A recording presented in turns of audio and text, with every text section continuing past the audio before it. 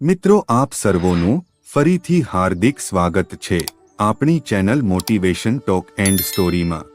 મિત્રો કુળદેવી કે કુળદેવતા આપણા કુળ કે વંશના રક્ષક દેવી દેવતા હોય છે। તેઓ ઘર પરિવાર અથવા વંશ પરંપરાના પ્રથમ પૂજ્ય તથા મૂળ અધિકારી દેવ હોય છે। એટલે પ્રત્યેક કાર્યમાં કુળદેવી અને કુળદેવતાને યાદ કરવું આવશ્યક હોય છે। મિત્રો આપણે બધા લોકો આપણા ઘરે સવાર સાંજ આપણા કુળદેવીની પૂજા કરતા હોઈએ છીએ। આપણા ઘરમાં આપણે આપણા કુળદેવીની મૂર્તિ કે પછી ફોટોની સ્થાપના કરી અને નિત્ય પૂજા પાઠ કરતા હોઈએ છીએ। અને આપણે કુળદેવીનો દીવો કર્યા બાદ હાથ જોડીને પ્રાર્થના કરતા હોઈએ છીએ। જ્યારે કુળદેવી અથવા તો કુળદેવતા આપણી ઉપર પ્રસન્ન થાય છે ત્યારે આપણને સંકેત આપતા હોય છે।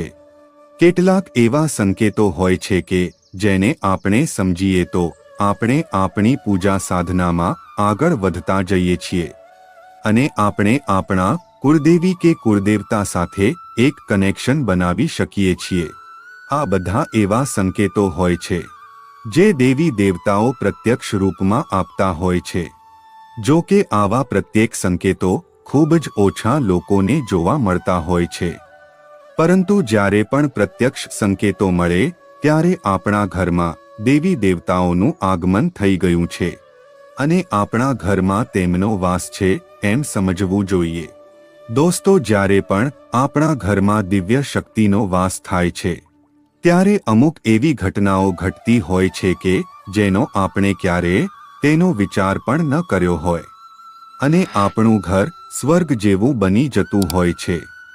આજે આપણે એવા કેટલાક લક્ષણો અથવા તો સંકેતો વિશે વાત કરીશું કે જેથી આપણે જાણી શકીએ કે આપણા ઘરમાં કુળદેવી કે કુળદેવતાનો વાસ છે કે નહીં, તેના વિશે અંદાજો લગાવી શકીએ।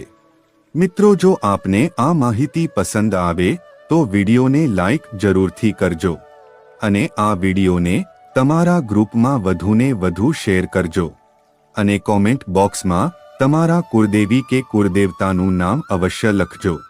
મિત્રો આપણા બધાના પરિવારમાં કુળદેવી કે કુળદેવતા હોય છે। કોઈ પરિવારમાં કુળદેવી જ હોય છે તો અમુક પરિવારમાં કુળદેવતા હોય છે અને અમુક પરિવારમાં કુળદેવી તથા કુળદેવતા બંને પૂજાતા હોય છે।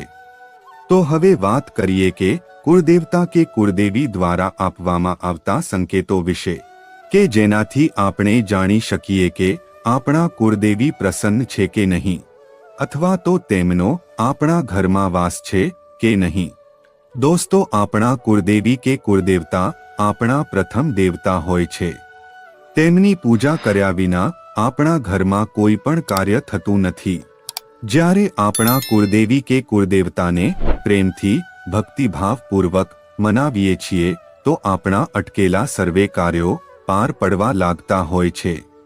જો ઘરની પરિસ્થિતિ ખરાબ હોય તો તે પરિસ્થિતિમાં સુધારો થતો જોવા મળે છે। મિત્રો તમે જોયું હશે, અનુભવ્યું હશે કે જ્યારે આપણે કોઈ સંત મહાત્મા ભુવા ભગત પાસે આપણી સમસ્યાના સમાધાન માટે જઈએ છીએ ત્યારે જો તે સારા એવા સંત મહાત્મા કે ભુવા ભગત હોય તો તેમના દ્વારા સમસ્યાના સમાધાન માટે સૌપ્રથમ કુળદેવી કે કુળદેવતાને પ્રથમ પ્રાધાન્ય આપવામાં આવતું હોય છે અને તમને તમારા કુળદેવી કે કુળદેવતાની પૂજા કરાવવાનું જણાવતા હોય છે। તમારા કુળદેવી અને કુળદેવતાની સેવા પૂજા વિના કોઈ પણ સમસ્યાનું સમાધાન નથી જણાવતા। પ્રથમ તેઓ આપણા કુળદેવી કે કુળદેવતાની પૂજા તમારાથી જરૂર કરાવશે। જ્યારે કુળદેવી કે કુળદેવતા પ્રસન્ન થાય ત્યારે અમુક એવા સંકેતો મળતા હોય છે જેમ કે ઘરમાં શાંતિ અને એકતાનું વાતાવરણ બની રહે છે। એટલે કે કેટલાક ઘરમાં આપણે જોતા હોઈએ છીએ કે સાસુ અને વહુ કોણ છે તેની આપણને ખબર જ ન પડતી હોય અને માં દીકરી હોય તેવું જ તે ઘરમાં વર્તન જોવા મળતું હોય છે। ઘરની આર્થિક સ્થિતિમાં સારો એવો સુધારો આવતો જોવા મળતો હોય। તમે જેટલું કમાતા હોવ તેટલું જ કમાતા હોવ છો, પણ પહેલાની સ્થિતિએ ઘરમાં બચત વધારે થતી હોય છે। એટલે કે તમારા ઘરમાં બરકત જોવા મળતી હોય છે, પૈસાની વધુ બચત થતી જોવા મળતી હોય છે, ઘરના સભ્યો શારીરિક રીતે સ્વસ્થ અને માનસિક રીતે પ્રસન્ન જોવા મળતા હોય છે. હવે વાત કરીએ કે ઘરમાં કુળદેવી કે કુળદેવતાનો વાસ ક્યારે ન હોય. જ્યારે આપણા ઘરમાં કુળદેવી કે કુળદેવતાની પૂજા કરવામાં ન આવતી હોય તથા આપણે તેમને ભોગ નથી ચડાવતા, જ્યારે હોળી અને દિવાળી જેવા તહેવારો આવે ત્યારે આપણા ઘરમાં કુળદેવી કે કુળદેવતા અને પિતૃઓના કપડાં તથા યોગ્ય માન સન્માન ભોગ પ્રસાદ ધરાવવું જોઈએ. ઘણા લોકો આવા મોટા દિવસોએ માતાજીના મઢે પણ દર્શન કરવા જતા હોય છે. આ કરવું ખૂબ જ જરૂરી માનવામાં આવ્યું છે.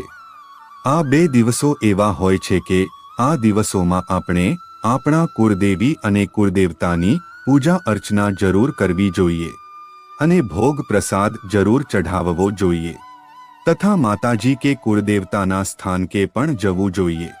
જ્યારે આપણે કુળદેવી અને કુળદેવતાને માન સન્માન નથી આપતા અથવા તો તેમની પૂજા નથી કરતા તો તે નારાજ થઈને ઘર છોડીને જતા રહે છે. મિત્રો, કુળદેવી કે કુળદેવતાના સ્થાનકે જરૂર જવું જોઈએ. દરેક ગામમાં કુળદેવીનું મંદિર હોય છે, પરંતુ જે સિદ્ધપીઠનું સ્થાન હોય ત્યાં પણ જરૂર જવું જોઈએ. ઘણીવાર એવું પણ બને છે કે ઘરમાં નાનો બાળક આવે ત્યારે આપણે મંદિરે નથી જતા, તેથી કુળદેવી કે કુળદેવતાની નારાજગીનો સામનો એવા લોકોને કરવો પડી શકે છે. બાળક 1 વર્ષનો થાય ત્યારે તેના વાળ ઉતારવાની પ્રથા મોટા ભાગના સમાજમાં છે અને તે અનિવાર્ય છે તથા પરંપરાગત હોય છે. આ પ્રથાને જરૂર નિભાવવી જોઈએ, તેને તોડવી ન જોઈએ. આ પ્રથાને આગળ વધારતું રહેવું જોઈએ. જે આપણા વડીલો કરતા આવ્યા છે તે પરંપરાને આપણે જાળવી રાખવી જોઈએ. લગ્ન પછી પણ મોટા ભાગના લોકો કુળદેવીના મંદિરે જતા હોય છે અને નિવેદ વગેરેનો ભોગ ધરાવવામાં આવતો હોય છે. જ્યારે કુળદેવી કે કુળદેવતાનો વાસ આપણા ઘરમાં થાય અથવા આપણા ઘરમાં આ દિવ્ય શક્તિ બિરાજમાન થાય ત્યારે ઘરમાં એક સુગંધ પ્રસરવા લાગતી હોય છે, જે એકદમ મનમોહક લાગતી હોય છે. એવું જરૂરી નથી કે જ્યાં મંદિર હોય ત્યાં જ સુગંધ આવે. આખા ઘરમાં આ સુગંધ આવતી હોય છે અને આવી મનમોહક સુગંધ આપણા ઘરમાં સકારાત્મક ઉર્જા લઈને આવતી હોય છે અને આ સકારાત્મક ઉર્જા આપણને બધા કાર્યોમાં સાચો રસ્તો બતાવે છે. મિત્રો, જ્યારે કોઈ વ્યક્તિ આત્મહત્યા કરે છે તો તે નકારાત્મક વિચારના કારણે કરતી હોય છે અને આપણે જાણીએ છીએ કે શરીર એ મગજ દ્વારા કાર્ય કરે છે. જે આત્મહત્યા જેવા પગલાં વ્યક્તિ દ્વારા નકારાત્મક વિચારના કારણે લેવામાં આવતા હોય છે. તેથી આ સકારાત્મક ઉર્જાને લીધે તમારામાં હકારાત્મક વલણ જોવા મળે છે તથા બધા વિશે સારું વિચારતા થઈએ છીએ. કોઈ કામ કરવું હોય તો તેમાં સારો વિચાર આવે છે અને સાચો નિર્ણય લેવાથી તે કામ સરળતાથી પાર થઈ જતું હોય છે. જ્યારે તમારા ઘરમાં કોઈ બહારની વ્યક્તિ પ્રવેશ કરે છે તો તમારા ઘરમાં રહેલ સકારાત્મક વાતાવરણના લીધે તે વ્યક્તિને પણ સારા વિચારો આવવા લાગે છે. કોઈ વ્યક્તિ ગુસ્સે થઈને આવ્યો હોય કે તમારું ખરાબ કરવા આવ્યો હોય, પરંતુ આ સકારાત્મક વાતાવરણના લીધે એટલે કે પોઝિટિવ એનર્જીના લીધે તે બદલાઈ જાય છે અને તે તમારી બાજુ થઈ જાય છે. આ કુળદેવી કે કુળદેવતાનો પ્રથમ સંકેત હોય છે. ઘરના મુખ્ય વ્યક્તિ જે હોય તેમને સફેદ હાથી, સફેદ ઘોડો કે સફેદ સાપ વગેરે સપનામાં જોવા મળે તો સમજવું જોઈએ તમારા ઘરમાં કુળદેવી કે કુળદેવતાનો વાસ છે. મિત્રો, જ્યારે કુળદેવી કે કુળદેવતા આપણા ઘરમાં પ્રવેશ કરે છે ત્યારે આપણા પિતૃઓ પણ આપણા ઘરમાં પ્રવેશ કરે છે અને આપણને આપણા પિતૃના પણ દર્શન થતા હોય છે અને પિતૃઓ સફેદ કપડાં પહેરીને સપનામાં આવે છે, તમને દર્શન આપે છે તથા તમારા પ્રશ્નોના ઉત્તર પણ આપતા હોય છે અને તમારા પિતૃઓને કંઈ જોતું હોય તો પણ તેઓ તમને સપનામાં આવીને જણાવતા હોય છે અને પિતૃઓ તમારી ઉપર કૃપા કરે છે.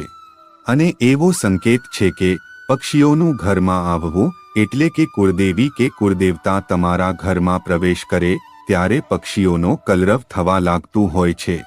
ઘરની દિવાલો, બારી કે ઘરની અંદર પક્ષીઓ બેસવાનું ચાલુ કરી દેતા હોય છે. આ લક્ષણ પણ કુળદેવી કે કુળદેવતાનો ઘરમાં વાસ હોવાનો સંકેત માનવામાં આવે છે. કુળદેવી કે કુળદેવતા કોઈ પણ પ્રકારના વેશમાં ભોજન ગ્રહણ કરતા હોય છે અને આપણી ઉપર કૃપા કરતા હોય છે. જો આવા લક્ષણો અથવા તો સંકેતો જોવા મળે છે તો એવું સમજવું જોઈએ કે કુળદેવી કે કુળદેવતાનો વાસ હોય છે. તો મિત્રો, અમને આશા છે કે આ માહિતી આપને જરૂર પસંદ આવી હશે. જો તમને આ વિડિયો પસંદ આવ્યો હોય તો વિડિયોને વધુમાં વધુ શેર કરજો અને હજુ સુધી ચેનલને સબસ્ક્રાઇબ ન કરી હોય તો સબસ્ક્રાઇબ અવશ્ય કરજો.